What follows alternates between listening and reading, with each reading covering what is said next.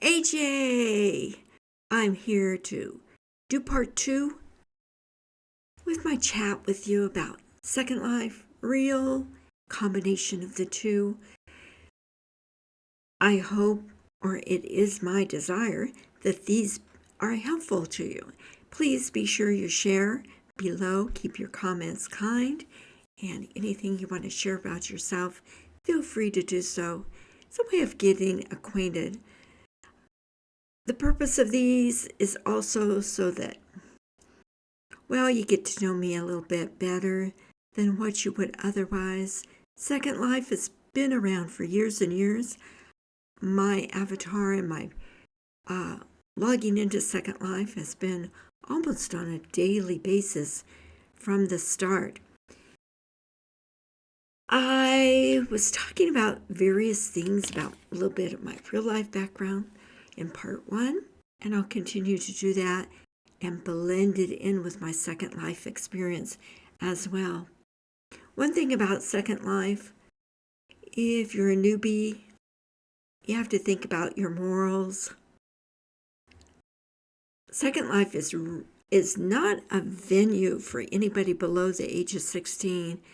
If I'm not mistaken, they do sequester the 16-year-olds that are logged into Second Life into specific places. If I'm not mistaken, you have to stay in the general rated areas. There are 3 ratings for lands in Second Life: general, moderate, and adult. The general is for anybody and everybody. No sexual content is in the general area.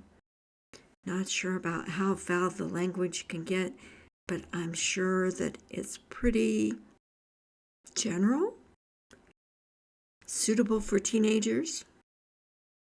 Kids are not encouraged below the age of 16 in Second Life because it's difficult to sequester or have just a strictly childhood venue in Second Life.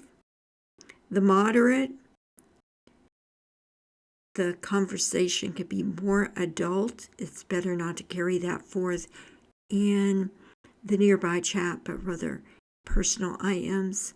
The dress can be a little bit more risque. Again, no sex, open, out in the open sex of any sort. It's not allowed. Nudity. Adult Sims, and lands, I see them myself personally.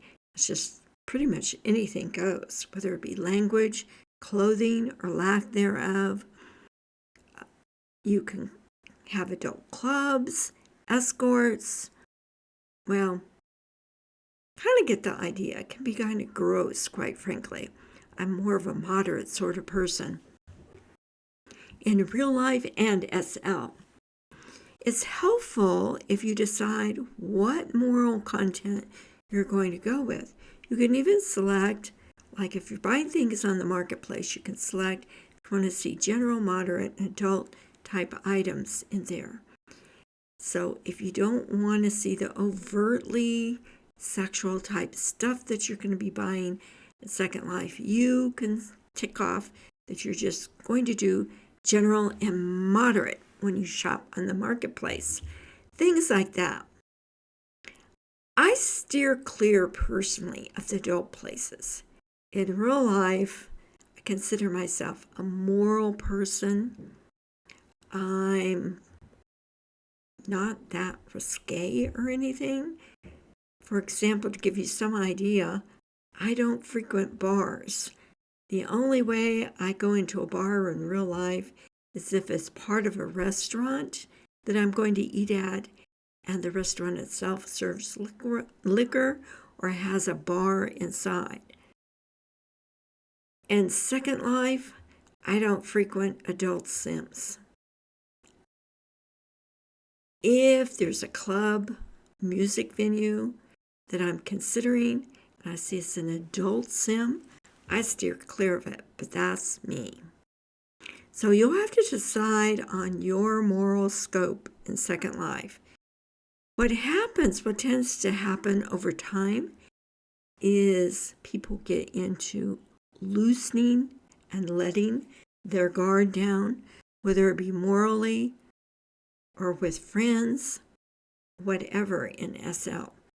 So it's better to have firm guidelines that you're going by up front when you first start Second Life, because those will probably deteriorate or soften over time.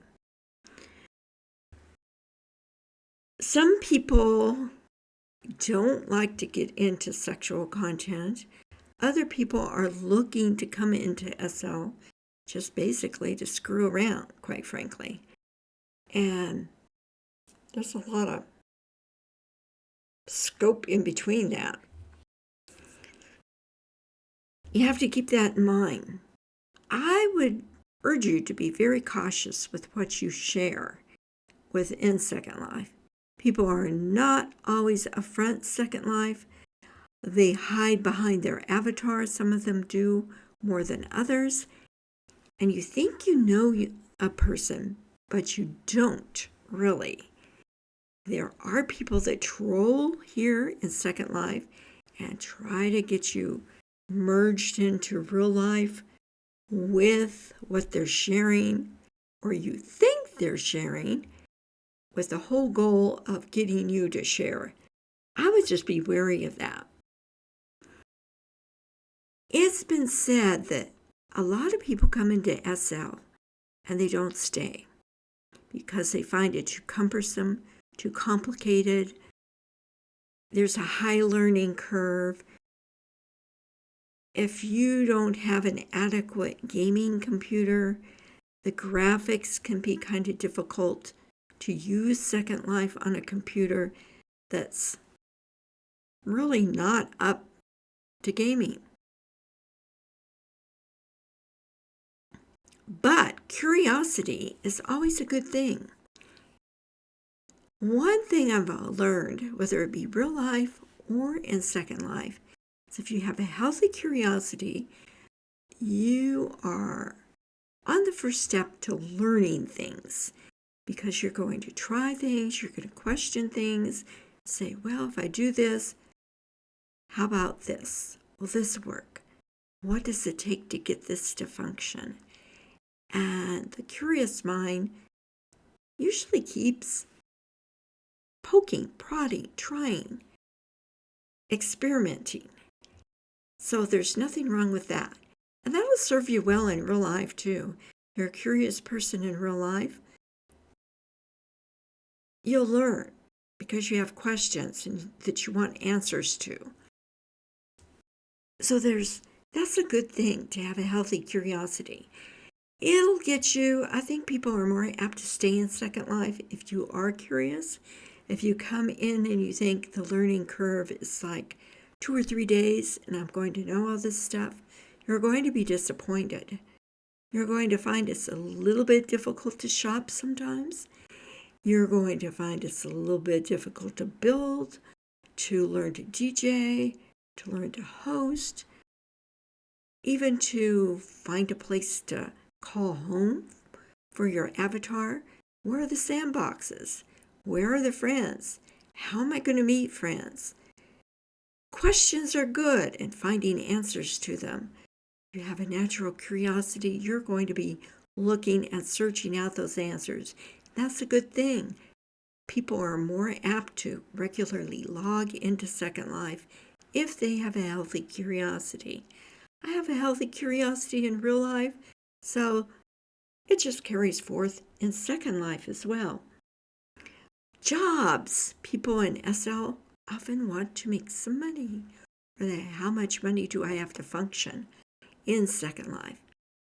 I tell beginners, because sometimes it's intimidating, they think they're going to come in and not have to spend a dime. They're just going to earn things in SL or get a job immediately in SL. And that way they won't have to put any real life money into Second Life. I would say that's not going to work. In the beginning, establish establish a perimeter of how much is your maximum. I would say unless you're going to plan on spending $10 a month real life money that you're going to convert to Linden in World, that'll buy you about maybe 2,000 Linden that you can buy things with or pay rent with. Otherwise, your experience is not going to be that much fun. Sure, you can find freebies. Some people make it into like a challenge. Where can I find freebies? And how much can I do absolutely for free? Great if you're into that, but most people's going to want to buy a few things. And if you start out thinking that you're not going to spend anything, I just feel you're going to be disappointed. Some people think, okay, what kind of jobs are in SL? It's like real life. If you're looking to get rich quick, there's MLM businesses in real life that portray all you have to do is share and you can make money. If you have that mentality coming into SL, Second Life, you think you're going to get rich quick by something? No, it's not going to happen. It's hard work. I found that it's harder to earn money in Second Life than it is real life because the tendency is to spend, and it's difficult not to spend when you want better hair, better avatar, better this or better that, or hey, I might look for a house, or some people like pets in Second Life. All that is going to cost you. The best way to make money in Second Life, from my perspective, is you're either going to learn to DJ or host at a club in Second Life.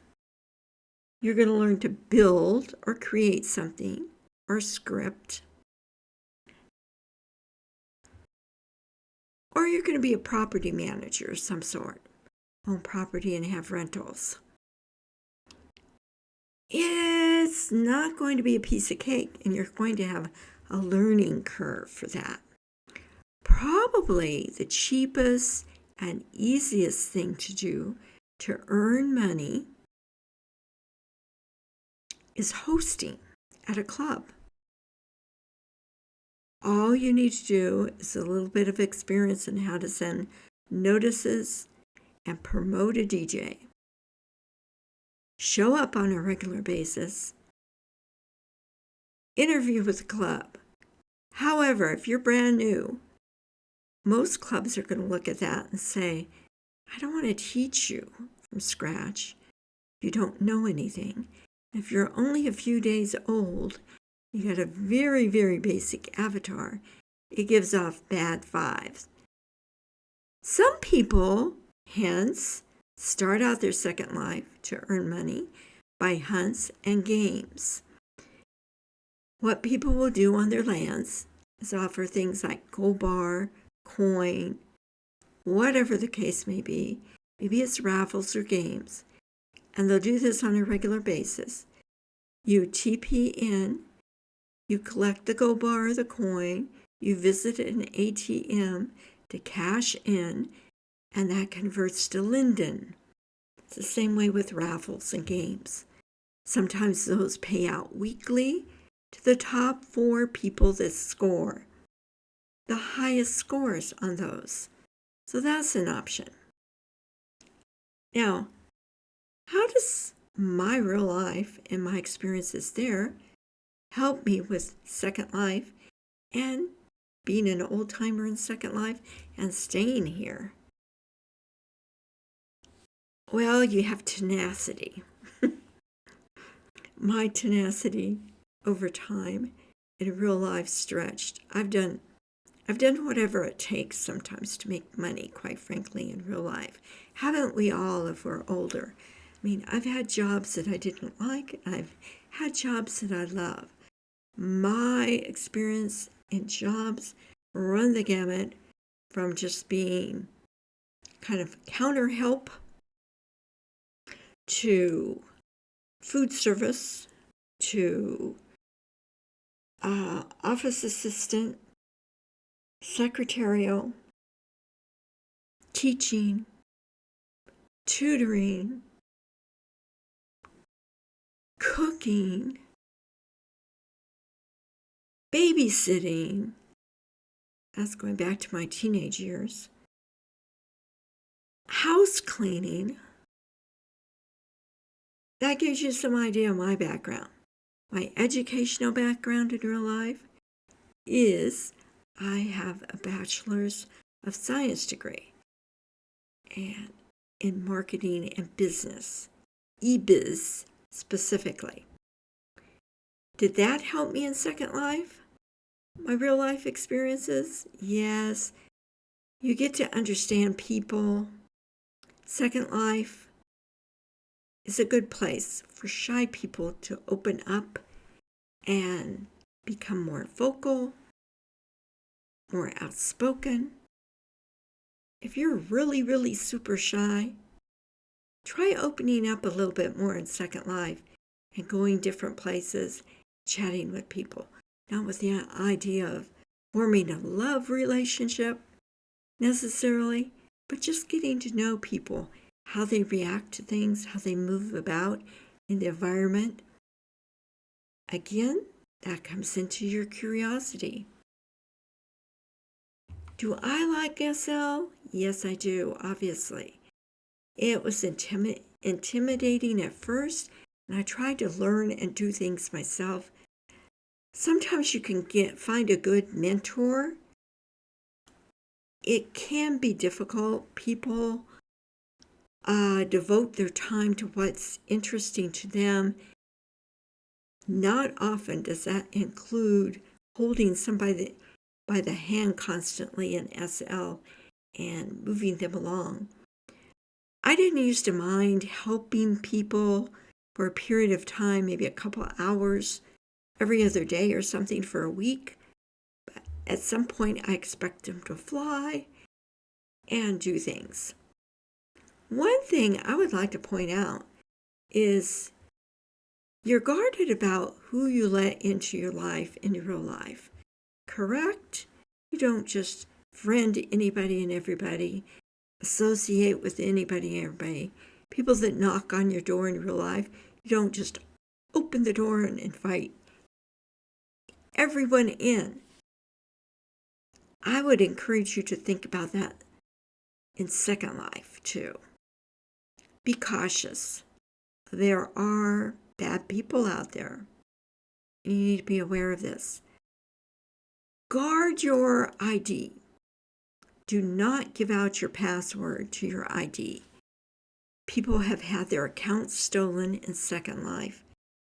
And no one, Linden Labs is not going to, once you log in, they're not going to require you to enter your password anywhere again.